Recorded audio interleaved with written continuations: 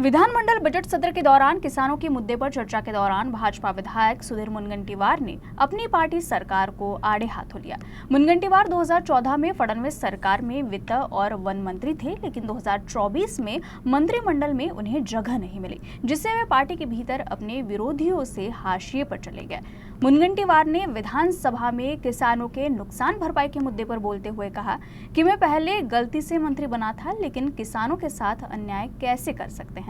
उनके इस वक्तव्य से एक बार फिर पार्टी और सरकार के भीतर अंदरूनी गुटबाजी की चर्चा शुरू हो गई है। दोन मुद्दे आहे अध्यक्ष महाराज की मंत्री महोदय पीक विमा 1 रुपयात द्या की 10 पैशात द्या की पहिलेच्या काळात द्या 1 तांब्याच्या पैशात द्या, याचा काही संबंध पीक विम्यात येत नाही।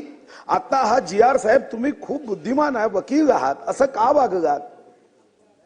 चुकीने मीही काही वर्ष मंत्री होतो, थोडंसं समजतं ना।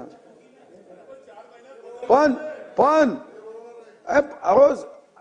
तुम्ही शेतकऱ्यांवर अन्याय कसा करणार? आणि मी दुसरा प्रश्न पुन्हा विचार, स्पष्ट आहे हा GR आहे अध्यक्ष महाराज, हा मी तुम्हाला देतो, तुम्हीही वकील आहात, ते वकील आहे आणि मी रजिस्ट्रेशन केले नाही, पण मी LLB आहे, ठीक आहे। आता अध्यक्ष महाराज या ठिकाणी शासन निर्णयासोबत परिशिष्टामध्ये दर्शविण्यात आलेल्या बाबी व्यतिरिक्त अन्य कोणत्याही बाबीवर विशेष मदत देण्याबाबत अत्यंत निकडीच्या प्रकरणात संबंधित प्रशासकीय विभागाने योग्य त्या समर्थनासह मंत्रिमंडळासमोर प्रस्ताव सादर करा।